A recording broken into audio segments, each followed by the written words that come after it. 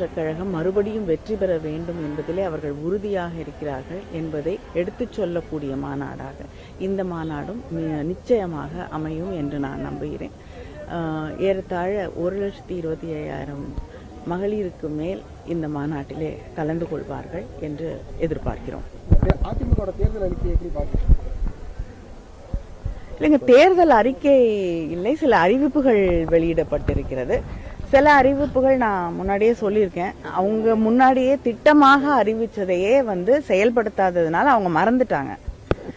Scooty கொடுக்குற திட்டம்லாம் பிரதமரை அழைத்து அவங்க அதை ஒரு திட்டமாக அறிவித்தார்கள். அது யாருக்கும் கொடுக்காததுனால அவங்க அதை மறந்துட்டு இப்போ மறுபடியும் தேர்தல் அறிவிப்பாக அறிவித்திருக்கிறார்கள். அதனால அதை பற்றி கருத்து சொல்றதுக்கு என்ன இருக்கு?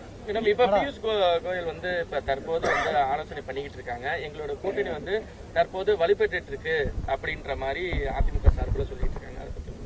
எங்களுடைய கூட்டணி மக்களோடு இருக்கக்கூடிய கூட்டணி. முதலமைச்சர் அவர்கள் இத்தனை ஆண்டுகளாக மக்களுக்காக செய்திருக்கக்கூடிய சாதனைகளை உணர்ந்த கூட்டணி. அதனால இந்த கூட்டணி நிச்சயமாக வெற்றி பெறும். அவங்க யாரை சேர்த்தாலும் உடன்பாடே இல்லாதவர்கள் இணைந்து ஒரு கூட்டணியை உருவாக்கினால் அது எப்படி வெற்றி பெற முடியும்?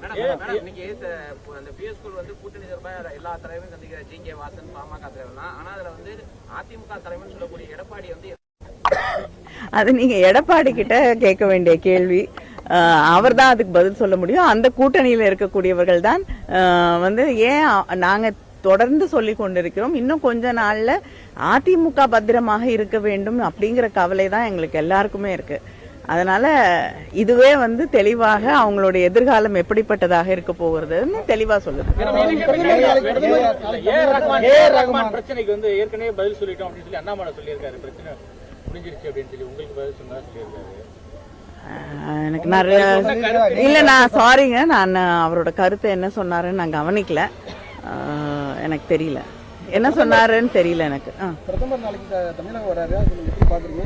அடிக்கடி அவர் தமிழகத்துக்கு வராரு. தேர்தல் வருதுங்க, வருவாருங்க, நிறைய தடவை வருவாரு. இது என்ன போன தேர்தல் சொல்லுங்க. யாரு